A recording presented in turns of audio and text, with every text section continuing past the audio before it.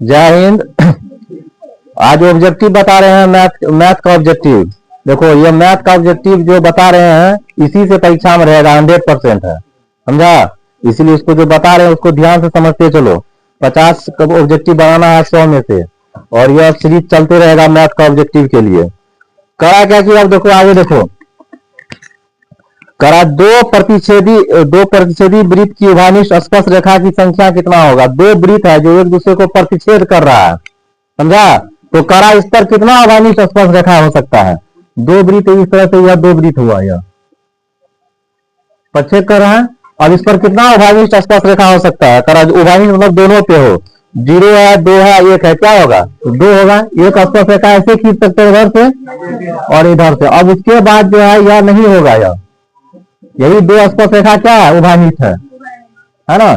तो दो वृत्त जो एक दूसरे को प्रतिच्छेद कर रहा है उसका उभयनिष्ठ स्पर्श रेखा क्या होगा, 2 होगा ना रे, है उभयनिष्ठ स्पर्श रेखा 2 होगा। देखते चलो। करा क्या कि रेखिक समीकरण है, तो रेखिक समीकरण का घात कितना होगा। रेखिक समीकरण का घात, कोई रेखिक समीकरण का घात हमेशा 1 होता है ना, समझा। और हल भी 1 होगा।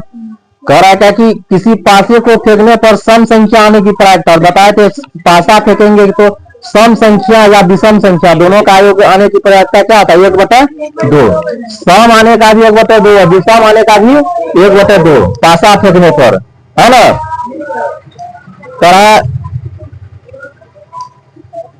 2k-1 इंटू के समीकरण इतना का हल है, तो के का मान ज्ञात कीजिए। देखो एक समीकरण दिया हुआ है 10x-9y है ना, बराबर 12, समझा। इस पर दो बिंदु दिया हुआ है, क्या कि इस पे जो है 2k-1 और k इस समीकरण का हल है। तो के का मान ज्ञात कीजिए। x के जगह पे ये रखेंगे, y की जगह पर इसको रखेंगे, है ना। ये x हुआ, यह y हुआ। तो 10 गुना x की जगह पर 2k-1 माइनस y के जगह पर k बराबर क्या हो जाएगा, 12 हो गया। 10 गुना 20k माइनस 10 माइनस 9 के बराबर क्या हो गया, 12 हो गया। 20 के में से 9 के घट जाएगा, 11 के बराबर 12 प्लस ये इधर आ गया 10 हो गया। 11 के बराबर 22 हो गया, तो के का मान हो गया 2। यह समीकरण का हल था, तो इसका मान इसको जो है संतुष्ट करेगा, तो के का मान हो गया कितना, 2, समझा। करा क्या कि ये 18 अगला नंबर फिर देखो, ये दिया हुआ है x प्लस 2y बराबर 5, x प्लस 2y बराबर 5, 3x प्लस 12y बराबर 10। करा इसका कौन सा हल होगा, a1/2 करेंगे, 1/3, b1/2, 2/12 और 5/10। 12 यहाँ 5 गुना 10, इसको सब अलग अलग आ गया, तो सब अलग अलग आ गया, तो क्या होता है, एक हल होगा। एक हल या इसी को द्वितीय हल कहते हैं, या संगत हल कहते हैं, या रेखा जो है प्रच्छेद करेगा, है। कहा क्या कि अगला नंबर फिर देखो, कहा दो संख्या का एचसीएफ दे दिया है, एलसीएम दे दिया, संख्या का गुणनफल क्या क्या होगा। तो गुणनफल, संख्या का गुणनफल क्या होता है, लॉसो गुना मौसो, है ना। एचसीएफ गुना एलसीएम, एचसीएफ गुना एलसीएम, ये संख्या का गुणनफल फल का मान होता है, यानी कि 15 और गुना क्या हो जाएगा 90, है ना। इसी को गुना करेंगे तो यही हो जाएगा, इसका आंसर हो जाएगा 1350। 6 नंबर देखो,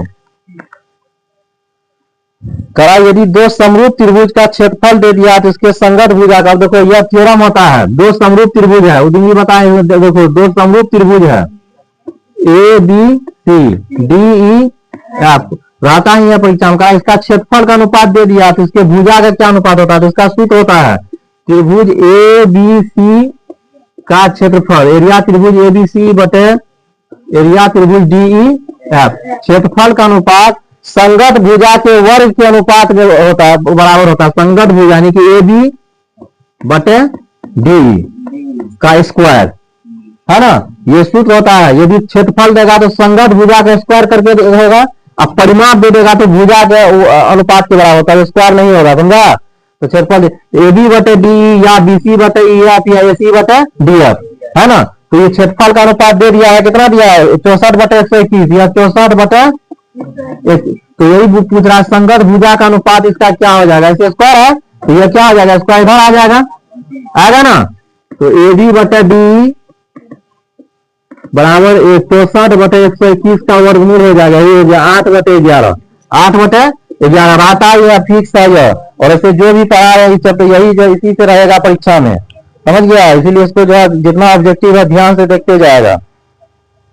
कह रहा था कि y अक्ष पर से दूरी क्या होगा किसी बिंदु का, है ना, किसी बिंदु का y अक्ष की दूरी क्या होगा, क्या कहते हैं, 7 नंबर बिंदु दिया 3 और 5, 3 और 5। तो कह रहा है y अक्ष से दूरी इसमें क्या होगा, तो y अक्ष से दूरी को क्या कहते हैं, x नियामक।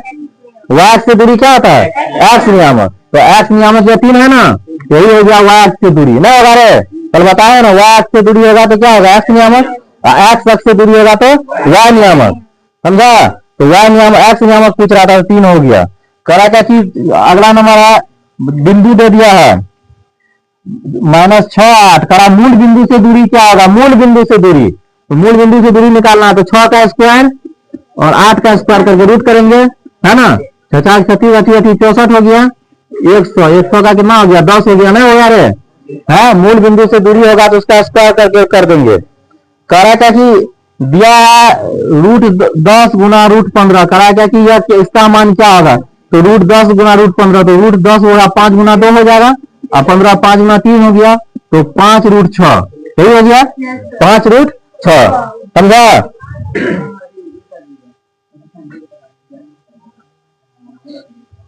कह रहा था कि प्रायिकता का, अगला पूछ रहा, प्रायिकता का अधिकतम मान कितना हो सकता है, अधिक से अधिक मान प्रायिकता का क्या होगा, किसी संख्या का प्रायिकता का अधिक मान कितना होगा, 1 होगा।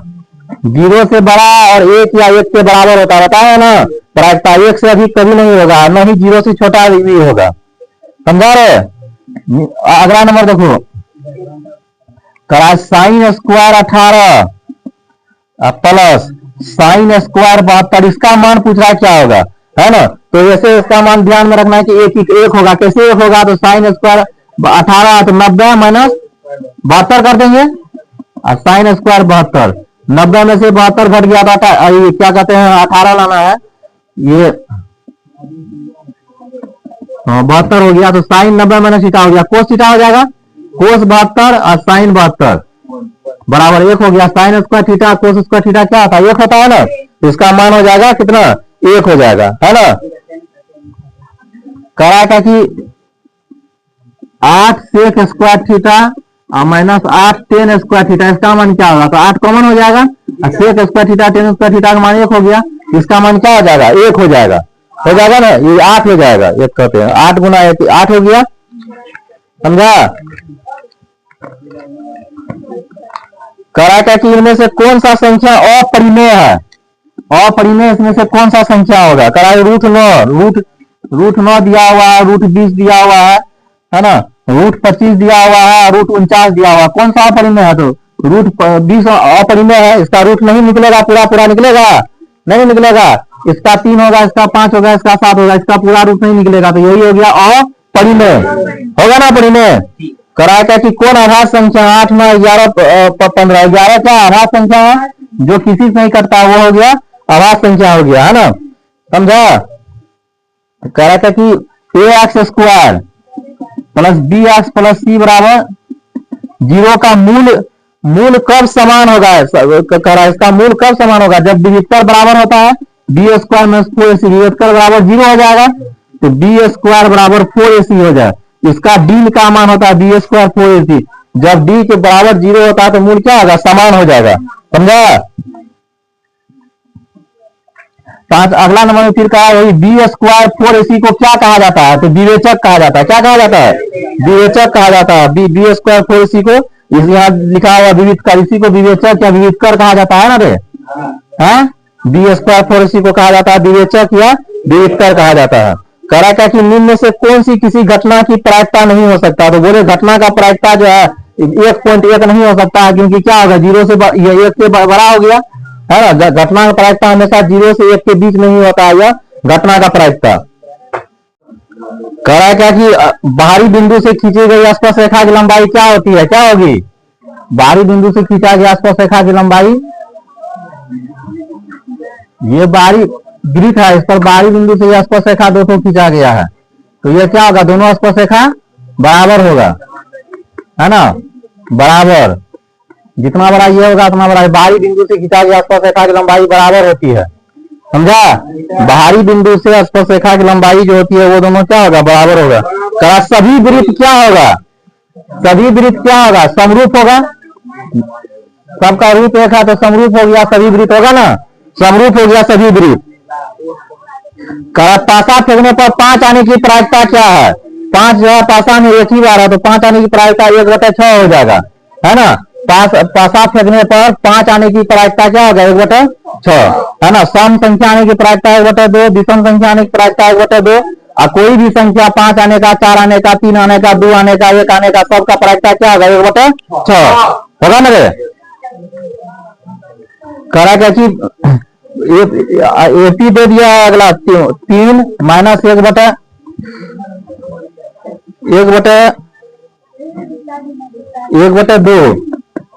11वां पद निकालना है, 11वां पद, तो ये हो गया -3, इसमें इसको घटा देंगे डी निकल जाएगा, तो ये हो गया -1 प्लस 3 दूना 6, 5/2 हो गया, तो 11वां पद, 11वां पद ए प्लस 10d होगा ना रे। ए का मान -3, 10 और गुना डी का मान 5/2, तो 25, यहां हो गया 22 हो गया 11वां पद, हुआ ना। फिर कहेगा कि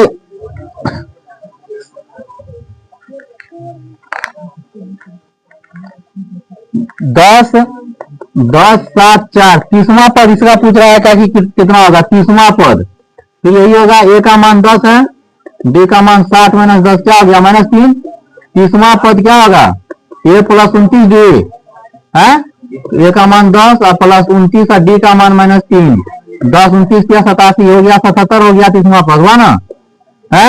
ये 30वां पद हो गया 77। करा क्या कि 15 कोट ए बराबर 8, 15 कोट ए बराबर 8, तो साइन ए का मान क्या होगा, कोट ए का मान इससे निकल गया 8/15, कोट ए का निकला ना 8/15, तो इससे जो ये हो गया b/p हो गया, आज का मान निकाल लेते हैं, है? तो ये हो जाएगा तुमको क्या कहते हैं 8 का स्क्वायर प्लस 15 का स्क्वायर 64 हो गया, 225 हो गया, है ना, 289 हो गया, तो बराबर कितना हो गया 17। तो साइन ए का मान p/h, p का मान दिया हुआ 15, h का मान कितना निकाले 17 निकाले ना, है। साइन ए का मान ये निकल गया। करा क्या कि अगला है सेक 90 माइनस ए बराबर क्या हो जाएगा, कोसेक ए, सेक 90 माइनस ए क्या होगा, कोसेक ए हो गया, सेक 90 माइनस ए कोसेक ए। करा क्या वह समीकरण जिसका कोई हल ना हो, है ना, उसे क्या कहेंगे, असंगत, है, जिसका कोई हल नहीं हो वो क्या हो जाएगा, असंगत समीकरण हो जाएगा। करा कि उसको असंगत समीकरण कहा जाता है। करा क्या कि वृत्त की सबसे बड़ी जीवा क्या होता है, वृत्त का सबसे बड़ी जीवा वृत्त है, इसका सबसे बड़ा जीवा व्यास होता है, व्यास वृत्त का सबसे बड़ा जीवा होता है, क्या होता है, व्यास, व्यास को वृत्त का सबसे बड़ा जीवा कहा जाता है, समझा। करा क्या कि किसी वृत्त की स्पर्श रेखा उसे कितना बिंदु पर स्पर्श करता है, कितना बिंदु पर स्पर्श करता है वृत्त का स्पर्श रेखा, एक बिंदु पर स्पर्श करता है वृत्त का स्पर्श रेखा, है ना। वृत्त का स्पर्श रेखा जो है क्या एक बिंदु पर स्पर्श करेगा, वृत्त का स्पर्श रेखा का एक सरल रेखा को खींचने में के एक बिंदु आवश्यक है, तो के का खींचने में निर्धारित करने में के बिंदु आवश्यक, तो के का मान क्या होगा। करा क्या कि एक सरल रेखा खींचा गया जिसमें के बिंदु है, तो करा कि कम से कम कितना भी के बिंदु होगा कि जो है सरल रेखा बन जाएगा, तो के कितना बिंदु होना चाहिए, 3 बिंदु, है ना, 3 बिंदु जो है संदेश होगा तो यह सरल रेखा हो जाएगा, तो यह 3 हो जाएगा, कितना बिंदु हो जाएगा 3 बिंदु, समझा है। करा यदि किसी समीकरण जो है cx² bx प्लस ए, समीकरण दिया हुआ cx² माइनस bx प्लस ए, ये दिया हुआ cx² माइनस bx प्लस ए का मूल दिया हुआ है α², अब बीटा स्क्वायर का मान निकालना है, α² प्लस बीटा स्क्वायर का मान निकालना है, तो इसको लिखेंगे अल्फा प्लस बीटा का whole square -2 alpha into beta, इसको हल करेंगे तो ये आ जाएगा होगा ना रे, ये हुआ मूलों का योगफल माइनस बी बटे होता है ना, माइनस बी बटे ए, माइनस बी बटे ए का होल स्क्वायर, मूलों का गुणनफल सी बटे ए, माइनस बी का मान यहाँ माइनस बी है, बी का मान क्या है minus B, minus minus B, A का मान है सी, ए का मान क्या है सी माइनस टू, सी का मान है ए का मान क्या है सी, है ना रे, ये हो गया बी स्क्वायर बटे सी स्क्वायर माइनस टू ए बटे सी, तो सी स्क्वायर लघुत्तम हो जाएगा बी स्क्वायर माइनस टू ए सी हो गया, यह बी स्क्वायर माइनस टू ए सी, समझा। अब बटे सी स्क्वायर करा क्या कि √3 सेक थीटा बराबर क्या हो जाएगा 2 हो गया, तो सेक थीटा बराबर कितना हो जाएगा 2 बटा √3, 2 बटे √3, थीटा का मान पूछ रहा कितना डिग्री होगा, थीटा का मान कितना डिग्री हो गया, थीटा का मान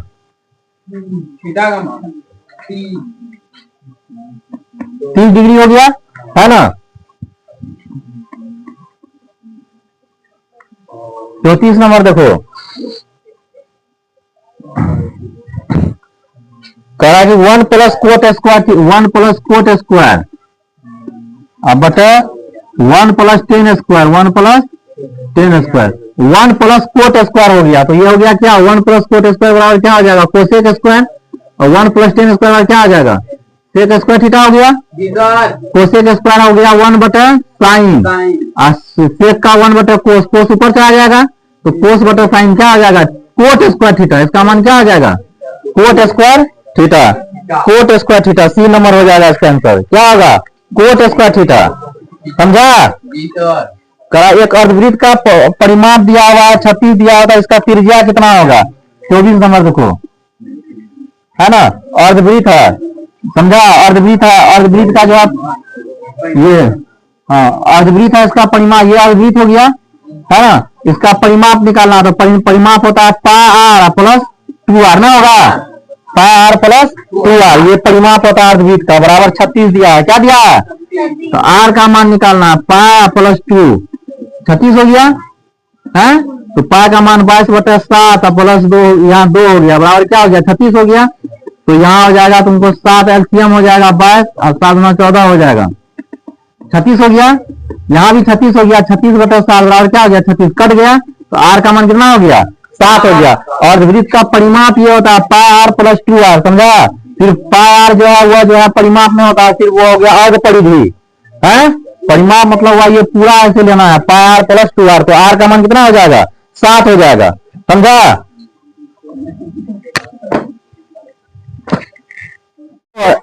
आगे करा क्या कि निम्नलिखित संख्या का बहुलक क्या होगा, बहुलक, है ना, बहुलक कैसे निकलता है, बहुलक करा क्या कि क्या होगा 3 3 4 7 2 7 7 6 7 9, इसका बहुलक क्या होगा बोलो तो, इसका बहुलक क्या, जो सबसे ज्यादा बार आता है वही होता है बहुलक, बहुलक है 7, सबसे ज्यादा बार आ रहा है, यही हो गया क्या बहुलक हो गया, है ना। करा 2 गोला का आयतन दे दिया है, तो करा इसका पृष्ठीय क्षेत्रफल का अनुपात क्या होगा, गोला का आयतन क्या होता है 4/3 पाई आर क्यू होता है ना रे, 4/3 पाई आर क्यू होता है ना, है 4/3 पाई, गोला का आयतन से जो है जो आयतन दिया उसका घनमूल निकालने पर जो है त्रिज्या निकलता है 125/27, गोला का आयतन दे दिया है, ये कट गया, r1/r2 बराबर हो गया 125 और बटा 27, इसका घनमूल 125 का 5 27 का 3 हो गया, त्रिज्या का अनुपात निकला, तो करा क्या कि इसका इसके पृष्ठीय क्षेत्रफल क्या होगा, तो गोला का पृष्ठीय क्षेत्रफल होता है 4 पाई, है ना 4 पाई आर स्क्वायर, समझा, तो 4 पाई कटिए जाएगा, तो ये शॉर्ट में कैसे बनाएंगे, जो आयतन दिया है उसका घनमूल निकालने पर त्रिज्या का अनुपात निकला और उसका वर्ग कर देंगे तो पृष्ठीय क्षेत्रफल निकलेगा, नहीं निकलेगा, क्यों देखो ऐसे 4 पाई r1 स्क्वायर होगा ना जी, 4 पाई r2 स्क्वायर होगा ना, है, ये कट गया, तो r1/r2 5/3 का क्या करिए स्क्वायर कर दिए 25/9, समझा, जो आयतन है उसका घनमूल करने पर त्रिज्या का अनुपात निकलता है, और त्रिज्या का वर्ग करने पर क्या होगा क्षेत्रफल का अनुपात, समझा, क्षेत्रफल का अनुपात होगा ना। कराएगा कि आगे देखो, कराएगा कि निम्नलिखित में से बेलन का आयतन निकालने का सूत्र, जबकि उसके आधार की त्रिज्या का। बेलन का आयतन क्या होगा? बेलन का आयतन, तो बेलन का आयतन पाई आर स्क्वायर एच हो जाएगा, ना होगा? बेलन का आयतन पाई आर स्क्वायर एच हो जाएगा। करा क्या कि दो या दो से अधिक आभास संख्या का मौसम क्या होगा? आभास संख्या का मौसम हमेशा क्या होगा? एक होता है, हैं? आभास संख्या का मौसम क्या होगा? एक हो गया। दो या दो से अधिक आभास संख्या का मौसम क्या होगा? तो एक होगा। करा क्या कि -3 और -5, 5 करा किस पाद में है? यह क्या किस चतुर्थांश में है? -3 और -5 किधर होगा? तृतीय में होगा। -3 -5 किधर होगा? तृतीय में होगा। -3 -5 ये हो जाएगा तृतीय में, दोनों माइनस है तो तृतीय में होगा, समझा? करा कि 6 - 5 का एक्स नियामक क्या होगा? एक्स नियामक, एक्स नियामक क्या है इसका? 6 है, ये एक्स वाई हुआ, तो एक्स नियामक क्या हो जाएगा? 6।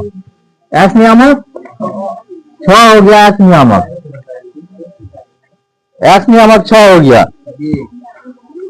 करा क्या कि किसी वृत्त का परिधि दिया है तो इसका त्रिज्या क्या होगा? परिधि होता है 2 पाई आर, है ना? 2 पाई, वृत्त का परिधि दिया हुआ तो त्रिज्या क्या होगा? तो परिधि दे दिया 2 पाई आर। कहाँ चला गया हिसाब में?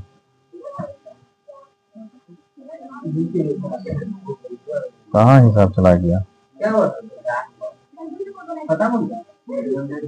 कहाँ? अच्छा चलो हिसाब मिला गया, कहाँ कहा? और परिधि 462, 2 पाई आर बराबर 462, तो आर का मान निकालना है 462/2 पाई हुआ ना? तो 462 2 पाई का मान 22/7 ऊपर चले जाएगा, है ना? इससे गुना कर देंगे, 22 गुना 44 हो गया। फिर जो है एक मत में ये हो गया, है ना? 7 होगा 147/2 हो गया त्रिज्या, समझा? 147/2 यही हो गया इसका त्रिज्या होगा। करा निम्नलिखित में से घटना ई के लिए निम्नलिखित में से कौन सा सही है? घटना की प्रायिकता क्या होगा? तो घटना का प्रायिकता बताया है क्या कि 1 से बड़ा, है ना? 0 से छोटा, 1 के बराबर या -1। तो घटना का प्रायिकता क्या हो सकता है? 1 के बराबर हो सकता है, न 1 से बड़ा होगा न 0 से छोटा होगा, है ना? 1 के बराबर हो सकता है घटना का प्रायिकता।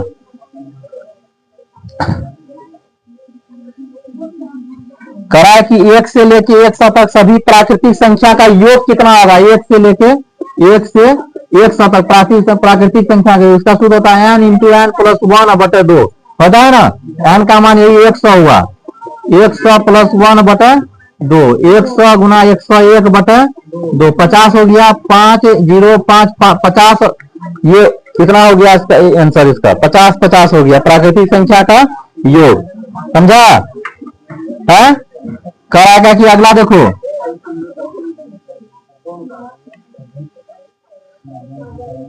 करा कि 21 18 15, 21 18 15 दो 0 का कौन सा पद इसका शून्य होगा? वहां पर निकालने के लिए कह रहा है tn बराबर क्या दे दिया? शून्य दे दिया है ना? a + n - 1 × d बराबर 0। a का मान 21 हो गया, 1 रे, n - 1, d का मान 18 में से 21 घट जाएगा तो -3 हो जाएगा, बराबर शून्य हो गया ना?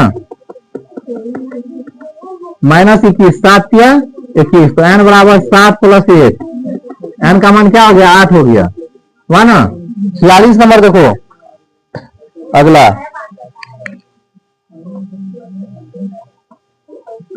कहा 625 के अभाज्य गुणनखंड में 5 का घात क्या होगा? तो ये तो आसान है, 625 का ऐसे गुणनखंड निकाल लेंगे। तो 5 4 बार आया है, तो 5 पावर 4, यही घात हो गया 4। 5 का घात कितना आ गया? 4 आ गया, है ना? अभाज्य गुणनखंड में 5 का घात हो गया 4, है ना? फिर देखो आगे, कहा एक आदमी 24 मीटर जो है पश्चिम जाता है और फिर वह 10 मीटर उत्तर जाता है ना? तो वह प्रारंभिक बिंदु से कितना दूर है ना?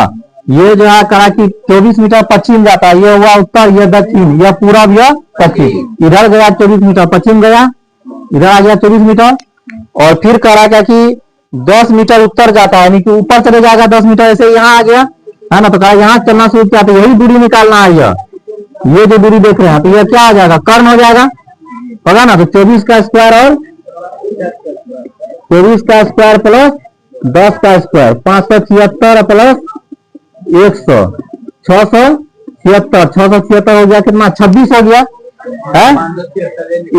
676 का मान कितना होगा, 26 हो गया, है ना। 24 मीटर पहले पश्चिम गया, फिर 10 मीटर ऊपर गया, यानी कि उत्तर गया। तो ये कर्ण निकालना था, लंब स्क्वायर और आधा स्क्वायर को जोड़ दिए, है ना। करा कि भूमि से 100 मीटर ऊंचाई पर 60 मीटर के उन्नयन कोण पर